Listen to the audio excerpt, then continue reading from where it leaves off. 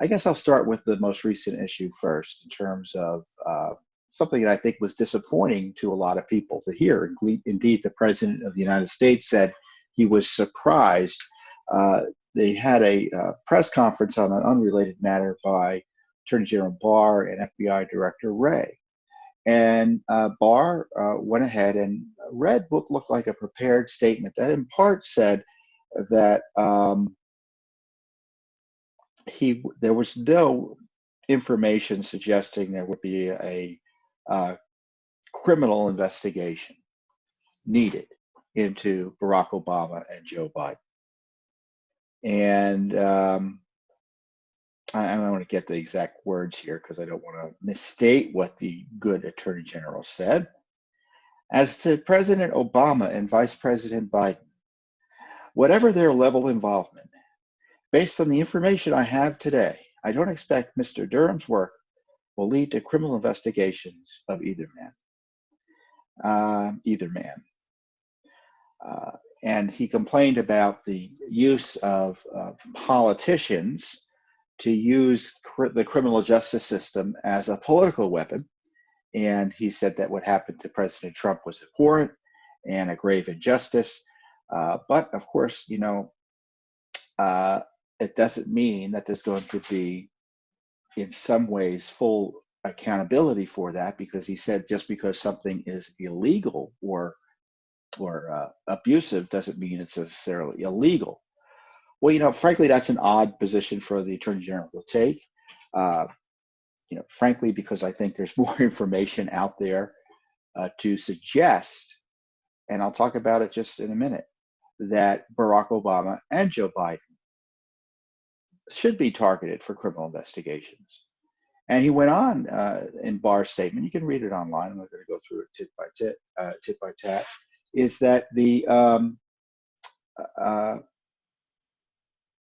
should be no, he suggested that investigations during election years are inappropriate and that the American people should be making policy decisions on election day, and the justice system should be used to kind of put your thumb on the scales for elections. And I don't necessarily disagree with that, but it doesn't mean that candidates for office get a get out of jail free card on during election years.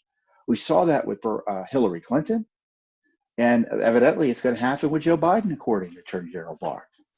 Now, you know, I've been warning you that I did not think there would be serious investigations or prosecutions of senior level officials in the Obama administration. And despite the new evidence, on top of the old evidence that's been out there for some time, that Barack Obama and Joe Biden were intimately involved in the targeting of President Trump, or then candidate Trump, or candidate-elect Trump. You had, or President-elect Trump, I should say. You had, you're having the Attorney General kind of say, well, we're not, you know, no evidence of a crime. Well, I think there is evidence of a crime, with all due respect. You have conspiracy to obstruct justice, you have conspiracy to misuse classified information, you have misuse of classified information.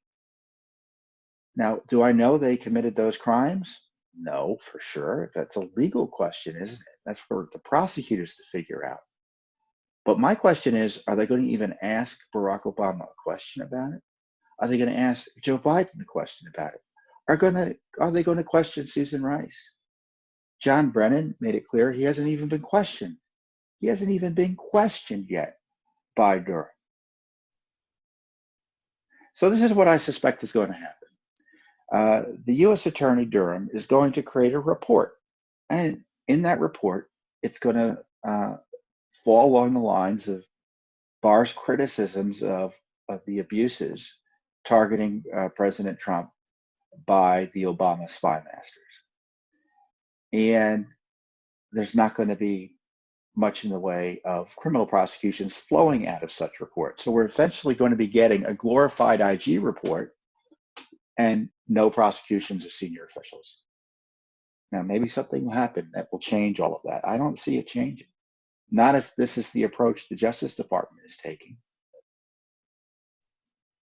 And the president was probably being charitable when he said he was surprised by Attorney General Barr's statements, because I'm sure he's probably outraged by it. He's been victimized criminally in so many ways.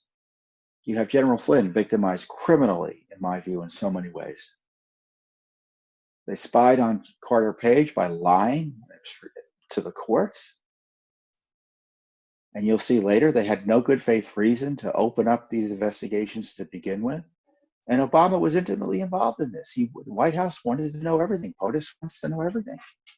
Indeed, you had that infamous January 5th meeting, which we now know more about, where Comey and Obama are implicated as co-conspirators in this conspiracy against the incoming president of the United States, Donald J. Trump. Susan Rice had this memo, and I've talked about this memo before. The media has been ignoring it because it implicates Barack Obama because he's protected by the media. And Barack Obama had a meeting on January 5th during which he talked about the dossier. And as Sally Yates describes, the phone call between Kislyak, the Russian ambassador, and General Flynn. Yates was shocked by it. And she was also surprised about the comments, it sounds like, about whether or not they were going to be withholding information from the incoming White House. So this memo Susan Rice wrote, she was involved in the meeting. She wrote the memo the day the president was inaugurated at 12:15 p.m. When did the president take the oath of office? Is it 15 minutes before or after that memo was written? But the fact that I'm asking the question tells you that this memo was written for improper purposes. The paper, the record, indeed, we now find out that supposedly it was written at the behest of Obama White House counsel. And this is the memo that Rice wrote. And it's worth reading because it's evidence that I think Attorney General Barr needs to consider before giving Mr. Obama a get-out-of-jail-free card.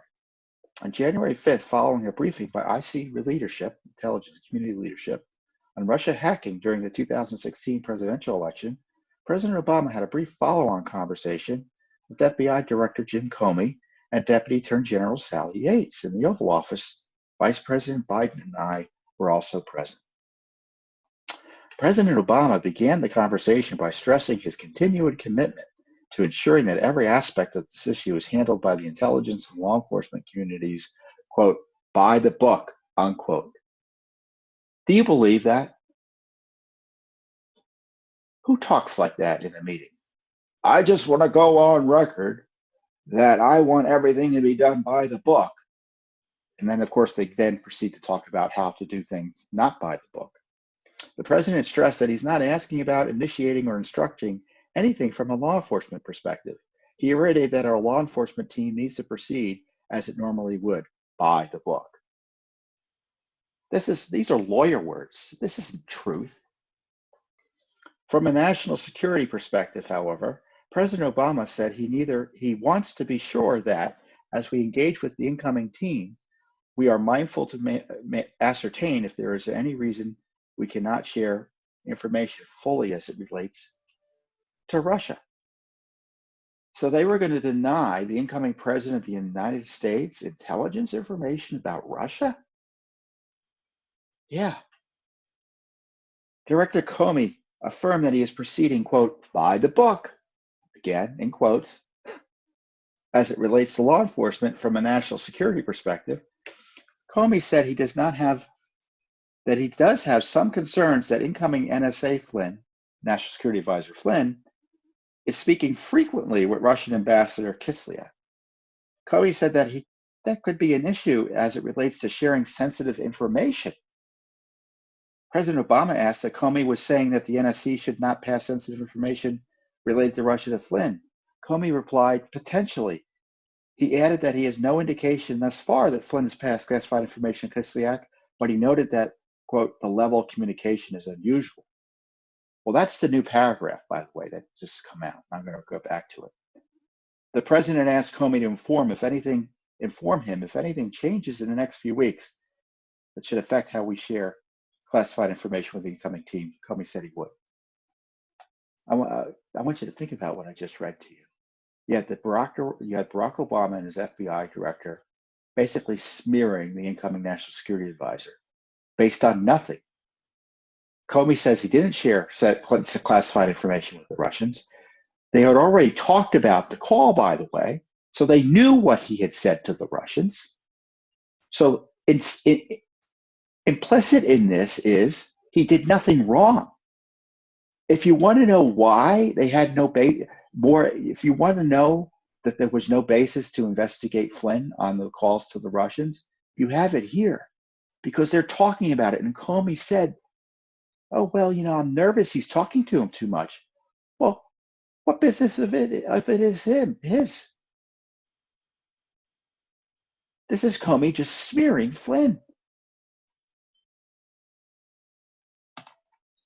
And they talk about potentially seditiously undermining the incoming president of the United States by refusing to provide intelligence information to his top deputy on national security matters, General Flynn. And sure enough, if they were so concerned about it, why didn't they tell President Trump about it? They were going to visit him the next day. Oh, no, wait, that was something else they had planned because they weren't going to, quote, brief him in any reasonable way about what was going on. They were going to confront him with the salacious and unverified P-tape dossier. Another ambush interview. So this Oval Office meeting, you had three issues pop up here. You had the Flynn conversations pop up, which, as we now know, they all acknowledge were improper. You had the dossier confirmation discussion pop up. Again, salacious and unverified. They all knew that wasn't true, yet they were going to try to ambush the president the next day. Obama was briefed on that. So here you have Obama at the scene of the crime. So I'm a little perplexed that you have the Attorney General essentially say, well, there's no information to suggest any criminal activity here. I think this is information to suggest something that at least needs to be investigated, don't you? It's really disturbing that the Justice Department, and I know I've been saying it for some time, but we got to really focus on it, that you have this criminal activity going on at senior levels, these major abuses, and there's been no serious investigation of it. No one's been questioned in any senior ranks. And it's too late to do much of anything because, as Attorney General Barr mentions, it's an election year. Although he says the rules against Justice Department rules against indicting candidates during election year, that they kind of frown upon it, doesn't apply because the people they are thinking of indicting aren't candidates. What does that tell you if you're Joe Biden? Hey, I'm free. Nothing to worry about. Burisma, they won't do anything on Burisma. China, they're not doing anything on China. Yeah, don't worry. I told the Ukrainian leaders that they were going to lose $1 billion unless they fired that prosecutor who coincidentally was investigating my son's company. Oh, yeah, and they did it. No, they won't be investigating that for a shakedown. Oh, don't worry. They won't be investigating China giving a sweetheart major concession to my son's company worth $1.5 billion or so. A business that was effectuated on a trip that he took with me to China. Oh, I'm free and clear there. And meanwhile, Susan Rice, who's serving as the cover-up artist here, as I've been saying again, I'll say it again, I've been saying many times before, and I'll say it again, Susan Rice is now chairing the Reopen DC initiative, which means that DC is still closed for the foreseeable future. So you got the coronavirus and Obamagate unholy mix with Susan Rice running the show here in DC.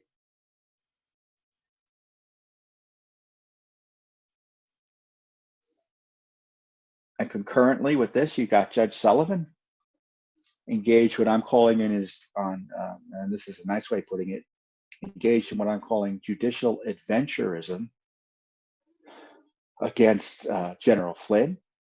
He's appointed this anti-Trump judge, anti-Flynn judge, to try to prosecute him, even though the government said he doesn't want to. They don't want to prosecute him on this charge. Now, General Flynn's lawyers filed a writ of mandamus. You may have heard that phrase again before from me, because that's what Hillary Clinton tried to do. It's an emergency motion to overturn an unlawful act by a judge, essentially. And what happened is that the appellate panel who received the writ told Judge Sullivan,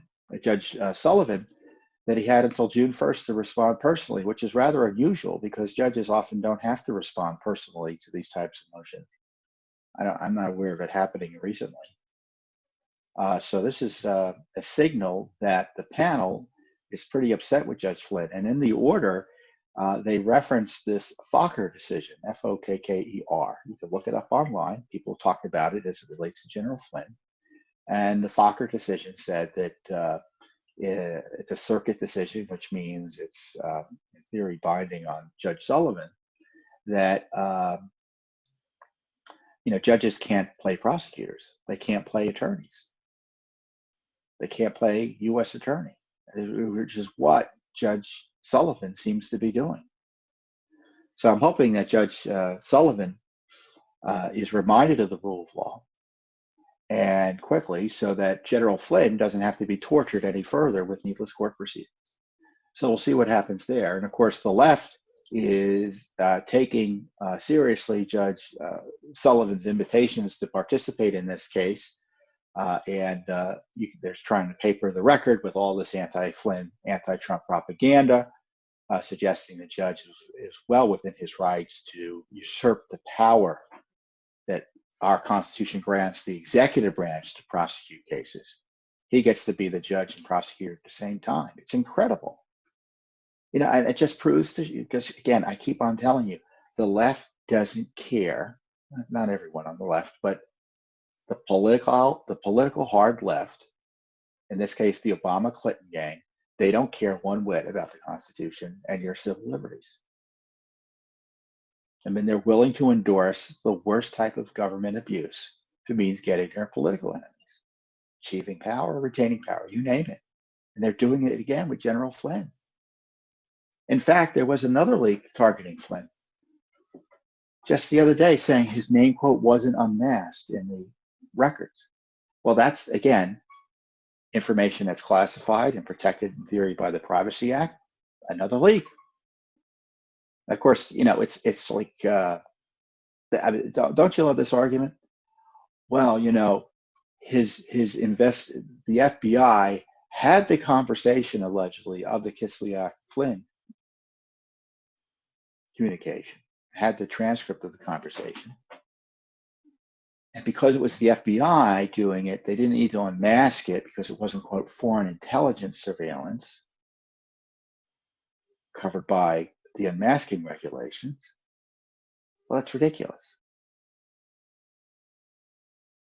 It was private, so when it was disseminated, it was unmasked. Because someone technically didn't ask to have it unmasked, it's balderdash. And plus, I don't believe it anyway. Because we got the information that the chief of staff of the president unmasked Flynn's name as well, Barack Obama. So Barack Obama is tied to unmasking. But they're just continuing the coup gate, I guess that's a new one, Obamagate, leaking, targeting, victimizing General Flynn. Of course, it's all about getting President Trump as well. So the Justice Department isn't doing much in the way of justice recently. Once again, it's up to Judicial Watch. We can't prosecute anyone, but the least we can do is try to get the information out. And this is why Rich Grenell, who, by the way, the acting DNI, Director of National Intelligence, who declassified this document, and you can see there was no reason to keep it classified. There's no reason to keep it classified, other than to cover up Obama and Comey's malicious attacks on and plans against President Trump, yes, and General Flynn. Classification in politically sensitive matters like this is rarely there about protecting national security. It's often about protecting someone from embarrassment or being exposed for wrongdoing. In this case, arguably criminal wrongdoing. So this is something that people have been asking for to be fully disclosed for some time, and it's taken years to do it. And thank you, Director of National Intelligence Grinnell, who now I guess is no longer to be acting director because John Ratcliffe, who is the congressman from Texas, or was, has been confirmed by the Senate. And it was interesting because Ratcliffe was opposed by the establishment Republicans in the Senate last year when he was first nominated, and they had to pull his name. But then President Trump put Grinnell in there, and that sped Ratcliffe along because they couldn't stand the thought of Grinnell doing any more swamp draining while having that Office of Director of National Intelligence position. So it's kind of odd how Washington works in that regard. Speaking of declassification, we did get the Justice Department, thankfully, and credit to them for following the law here finally after years, to declassify a key document that many had been seeking. Devin Nunes had been seeking this declassification. The president had authorized its declassification years ago, but the Justice Department stalled on doing so. The IG referenced the document, and it's called the Electronic Communication. And it's the document that was used to open Crossfire Hurricane, the counterintelligence investigation into the Trump campaign's alleged collusion with the Russians. Now, I think this is kind of a baloney document in the sense that they were probably spying on Trump beforehand, but this is the official opening of the investigation. And of course, it was written by Peter Strzok, who is the corrupt FBI official who hated Trump and loved Hillary Clinton. And we have the text messages showing that it was a group effort. And I see one of my kids in the corner here. We can see you. And so it was a group effort by the FBI in terms of concocting this document. And parts of it were quoted in the Inspector General's report on the FISA abuse, but we still didn't have the whole document. And so what Judicial Watch did was that we asked for the entire document from both the FBI and the Justice Department. We just asked for the one document. Turns out it's a 2-page document, not even 2 pages. And it is a details seemingly third-hand information that the Russian government, quote, had been seeking prominent members of the Donald Trump campaign in which to engage to prepare for potential post-election relations should Trump be elected president. Well, why is that an issue? Why would that be an issue? Trump was the presumptive nominee for the Republican Party, and the Russian government was interested in talking to people on Trump's team about what the new Trump administration might do in terms of policy. How is that illegal? It's not illegal. It's pretextual in terms of being used as a reason or an excuse to spy on Trump. The document also alleges Trump campaign advisor George Papadopoulos claimed to an unnamed party, kind of have information who that unnamed party likely is, that they, the Russians, could assist the Trump campaign with the anonymous release of information during the campaign that would be damaging to Hillary Clinton. The document notes it was unclear whether Papadopoulos, or the Russians were, being Papadopoulos or the Russians, were referring to material acquired publicly through other means. It was unclear how Mr. Trump's teams reacted to the offer. We note that Trump's team reaction could, in the end, have little bearing on what Russia decides to do with or without Mr. Trump's cooperation. Okay, I just read you the core reasons for opening up this investigation. Did you find any of them persuasive? They're absurd and not serious, and they show there was no good faith basis to open up an unprecedented spy operation against this administration, meaning Obama's administration's political opponent and the nominee for the opposing political party for president.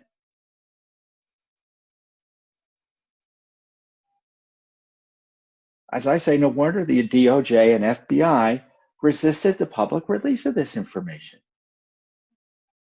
It shows there was no serious basis for the Obama administration to launch this unprecedented spy operation on the Trump campaign.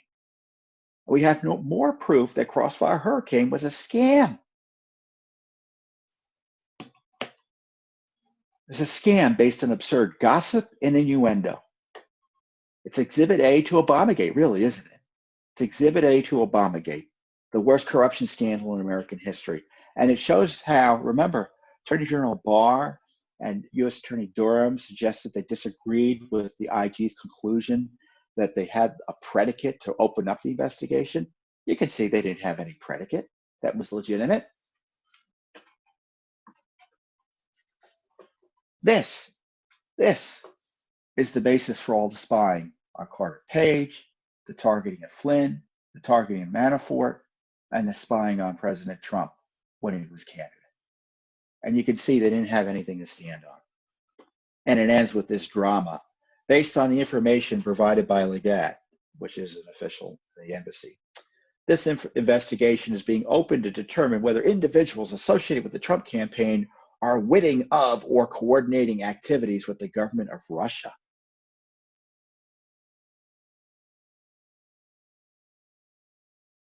They did it because they could, not because they needed to, but because they wanted to.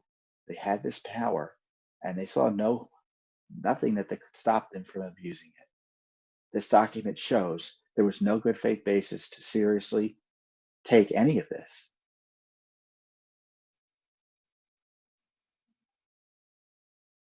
And now we know that in the months after this investigation began, it became clear that this Papadopoulos angle was bunk. And they never found any evidence of any collusion. They knew initially there was never any evidence of collusion. They knew. In 2016, they knew, and then they were desperate. Remember, they started, Judicial Watch found how they were paying Christopher Steele, the FBI was. Yet the Obama administration using your tax dollars to pay Clinton's spy Steele, who was writing the dossier for information. It was a joint operation between the Clinton campaign, the Obama FBI, and who knows what else in terms of foreign intelligence operations. They met with Steele 11 times in 2016. We got the documents. Excuse me, they met with him 13 times and they paid him 11 of those times. Then they cut him off, and then they started working with Steele's business partner, associate wife, Nellie Orr's husband, Bruce Orr, in the Justice Department to talk to Steele. They were desperate to get Steele back in. Why were they desperate? Because the information they gave him, he gave them, the dossier, wasn't panning out. And as Mueller's about to be appointed, the text messages between Page and Strzok confirmed there's no there there. They said that. I fear there's nothing there. So you have to, you have to place this in context here, or place everything else that happened in context with this. They initiated this collusion charade, and they found nothing. General Flynn was targeted as a result of this document. He was targeted for spying. And in January 4th, I think, we got the document. It's out there. It's public now. They were forced to give it to Sidney Powell, Flynn's lawyer. They concluded there was no viable case against Flynn. And as I just told you, yet that within minutes,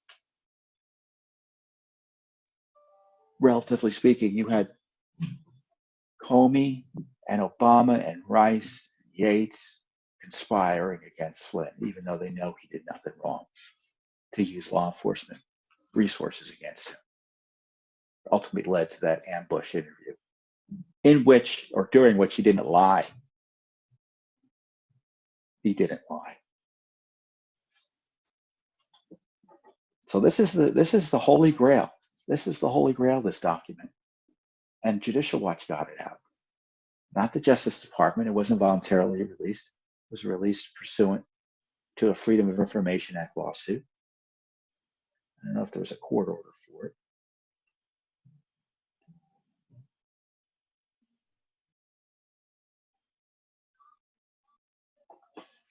But it wasn't voluntarily released. And now we have more documents who are, again, weren't voluntarily released to Sidney Powell. She forced the Justice Department to turn them over because she insisted on it. This document, again, wasn't voluntarily given to Judicial Watch. It came out because we sued for it.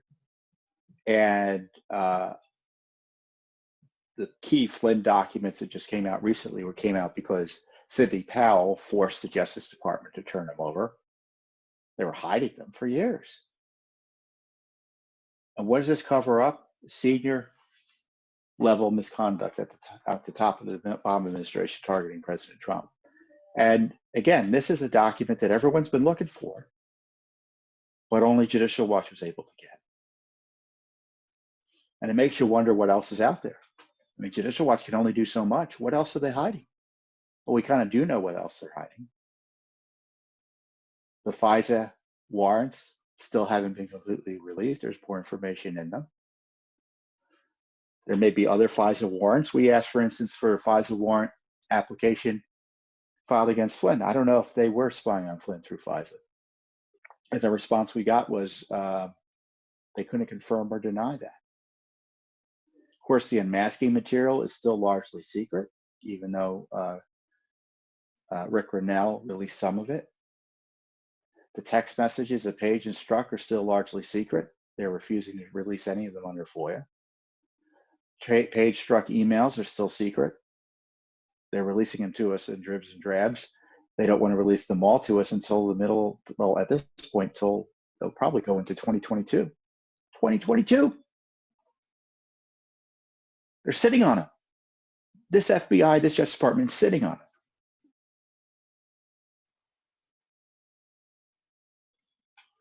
Their text messages with Andy McCabe, they don't want to release.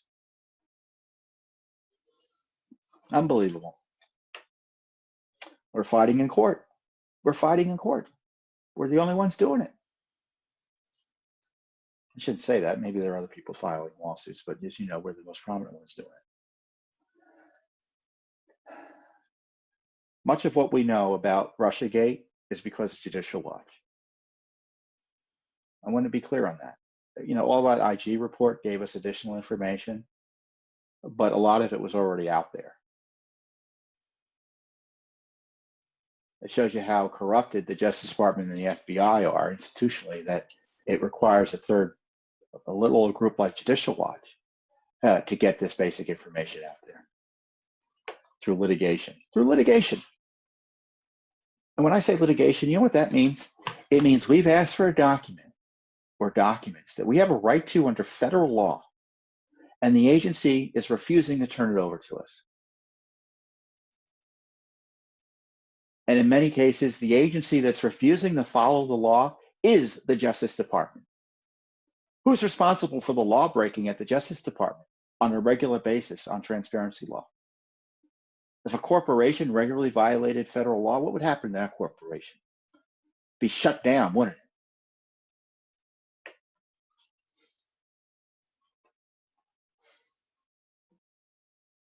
We're happy to do the lawsuits, but it's outrageous. We got to sue the Justice Department to get the Justice Department and to get the FBI to follow the law. So every time you hear that we've had to file a FOIA lawsuit, you should be ticked off, because it means there's a government agency not following the law. And we only sue on probably 10% of the requests we make, because we make thousands of requests, thousands, almost all of which are ignored or just dragged along, which is the same. So there's that. Thanks for tuning in. Be sure to subscribe to our YouTube channel to catch all the latest news from Judicial Watch.